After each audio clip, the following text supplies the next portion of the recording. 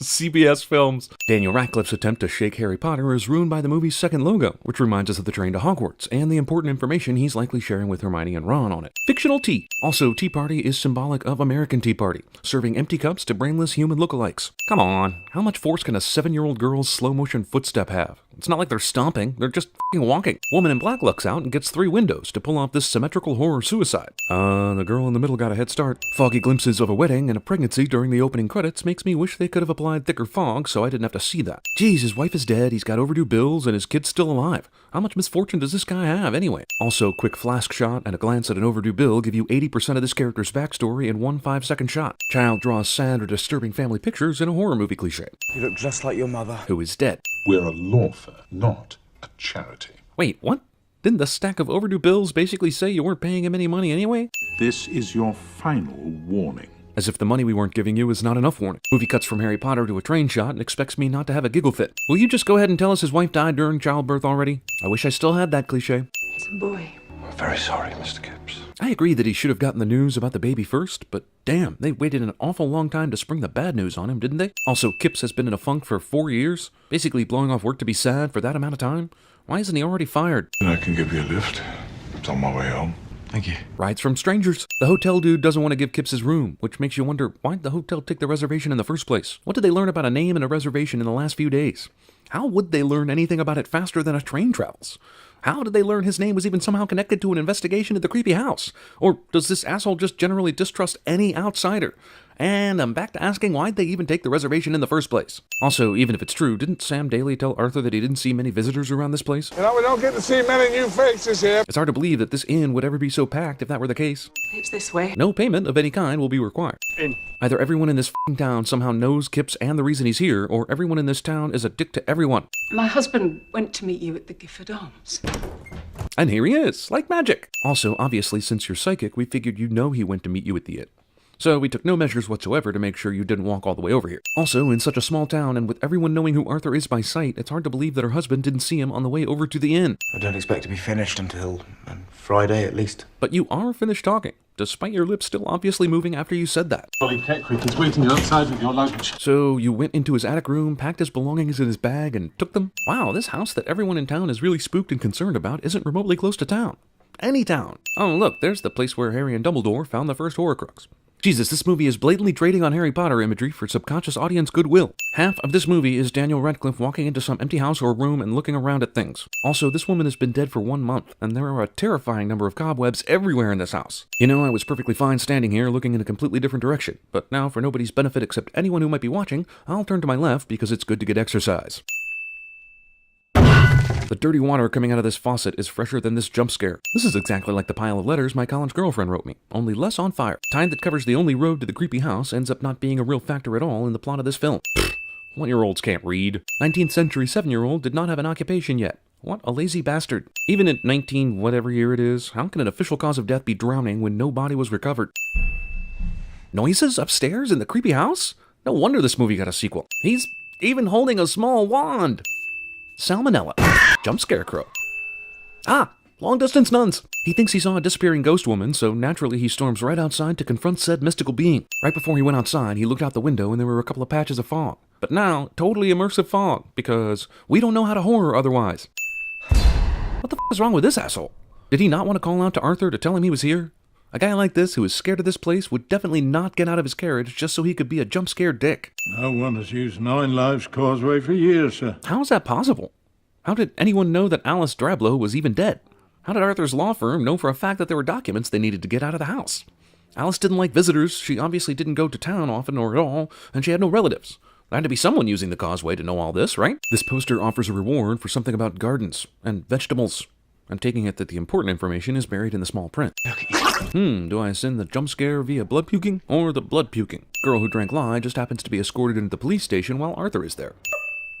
Grief mimicking. Please don't go back to Aylmarsh House. Why? To Kipps. You said you have a son. Okay, look, you can't tell someone not to go to a house all spooky-like and then not answer the damn question when they naturally ask why the house should be avoided. Also, doesn't Arthur have all the documents he needs? Does he even need to stay here? Can't he go back to London and conduct all the business he needs to conduct? It's f***ing paperwork. I heard about the girl in the village. My wife doesn't know And I'd be grateful if you could avoid the subject. Indeed, the subject of children altogether. So now let's have dinner in the room where there's reminders of our dead son everywhere. And we'll assume that my wife will not be the least bit curious about you and won't bring up the subject herself. Also, this dude just asked Kipps not to talk about kids, and yet his house is nothing but pictures and paintings of his dead son, who he himself is now talking about. Elizabeth, no. She's done this before? And you didn't have her committed to Shutter Island? Ah, whatever year this is, when chloroform was considered medicine. What a time to be alive. Then they chloroform the dogs, too, because why not? Yeah, I thought some company would do her good. Considering the narrow amount of topics you could talk about without her going crazy and knifing the table, this was a silly thing to think. Just in case you didn't get the idea that Mrs. Daly treats her dogs like human children, here she is after a chloroforming, tucking the dogs into a crib with the door wide open so that any asshole can walk by and see it. I'll lose my job if I don't get this paperwork done. It's something I could do on the train back to London, but f*** it. I need to stay here to do it and unearth all the horror I can find. Well, this movie's been pretty consistent so far with the jump scares. This is a jump scare waiting to happen, right? How does this scene happen? All of these people live inside the town, but they're all outside the town waiting for Arthur and Mr. Daly to drive back out, instead of just waiting for them by the car when they were in Jerome's house. Also, how did they all gather so quickly? Arthur and Sam drove to the house, the girl screamed at them, and in 2 minutes they're driving out and there's a mob waiting for them all of a sudden. Also, one of these guys is Jerome himself. Did he not have one bit of concern about Arthur showing up to the house while his daughter was there all alone? You should have left. You should have gone when we told you to. You should have given him even 5% of a decent reason instead of just telling him to go, and he might have actually left. Wait, he didn't bring any of that paperwork back with him when he was here the first time? I would want light too, but Kipps lights enough candles to nearly guarantee a house fire. Don't worry about me, just slapping my hand on the window. Want me to cook you some eggs? I make great eggs. It's almost like this thing only exists so that they could get a cool shot and a jump scare out of it. Let the sight of me be a contract for our now implied relationship. I'll just f*** with you for a while, but I'll kill you later than sooner for unknown reasons. Savvy? He's still gonna go in that house after this shit, isn't he? See? Told you. Human curiosity is not this strong. Haven't you ever heard of Maslow's hierarchy of needs? It's self-actualization, esteem, love, safety, and then physiological needs. And then somewhere way after that shit comes curiosity. Jesus. Great. You are now exactly where the ghost apparition wanted you to be. And for some reason you're looking for the ghost thing to be where you were standing earlier. What the f*** are you looking at? I don't see anything. Oh well, kill you later. Also, this movie's ghosts need to make up their mind as to whether or not Harry Potter can see them. For no good reason at all, Kipps decides to open the window seat. And what do you know? He finds plot-related shit in there. And great, more paperwork.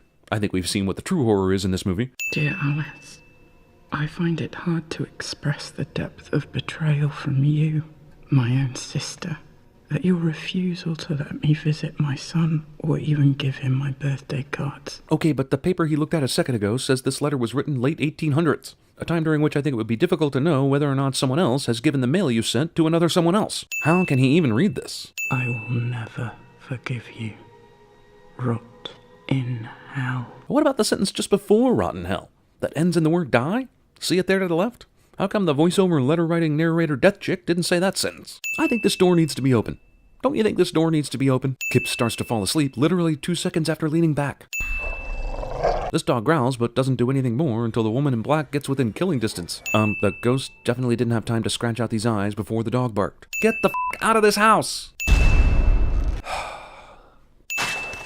This doll does not approve of Arthur's redecorating skills. Neither does Rafiki from The Lion King, nor even this monocled monkey.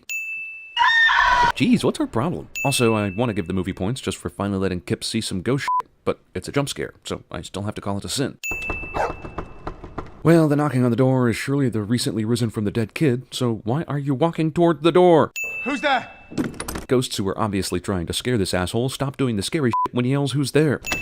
Why would you do this? The kids from Sinister are not amused. Oh, now he's gonna run away from the scary shit after spending the entire movie going towards it. I went upstairs, got scared. Went outside, got scared. Came back inside. Time to go back upstairs. Those who forget history are doomed to repeat it. All Muddy Kid wanted was to play with his toys in the room where that woman hanged herself. And then this asshole shows up instead of doing his paperwork.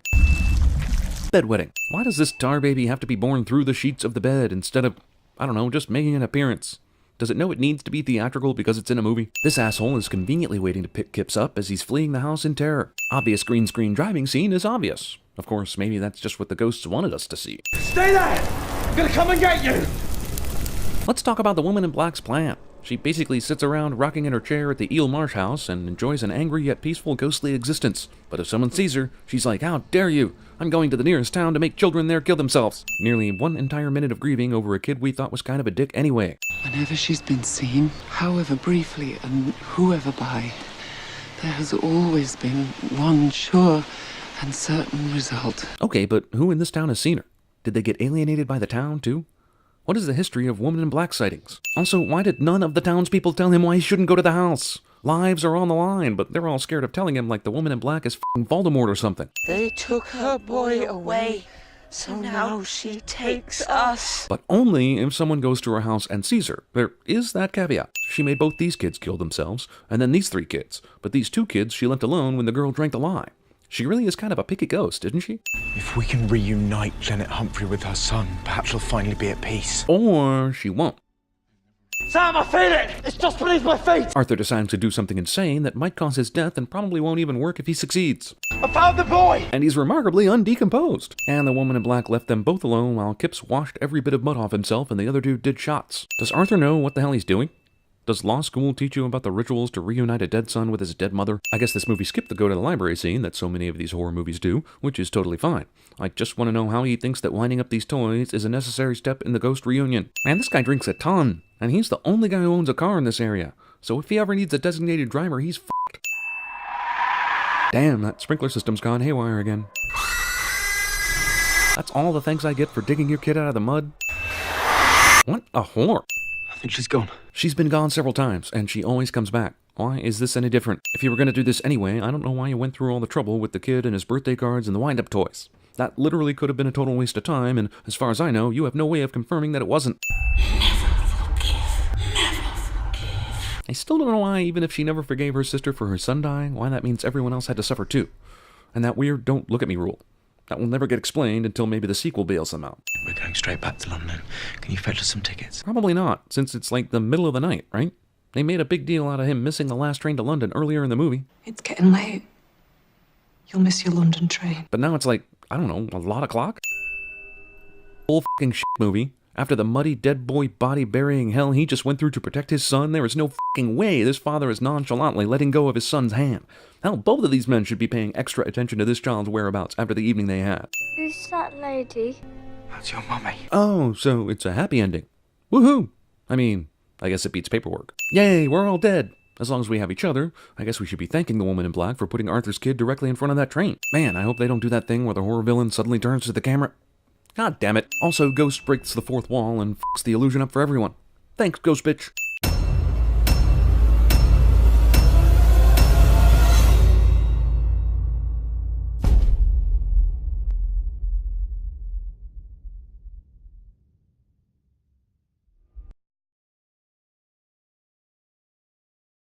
That's Nanny. That's Mummy. Look, Mummy, there's no plane up in the sky. Strength through unity. Unity through faith. I'm a God-fearing Englishman, and I'm goddamn proud of it. So what was Draco doing with that weird-looking cabinet? And who were all those people?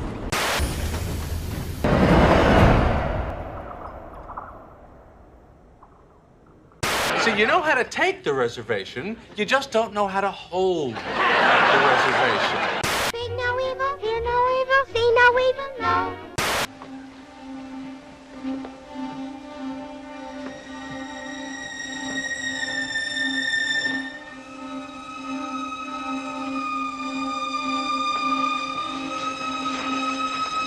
What happened to you? One minute you're defending the whole galaxy, and suddenly you find yourself sucking down Darjeeling with Marie Antoinette and her little sister.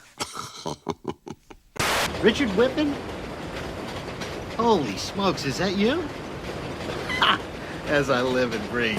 These letters have just now been delivered to Mr. Kringle by bona fide employees of the post office.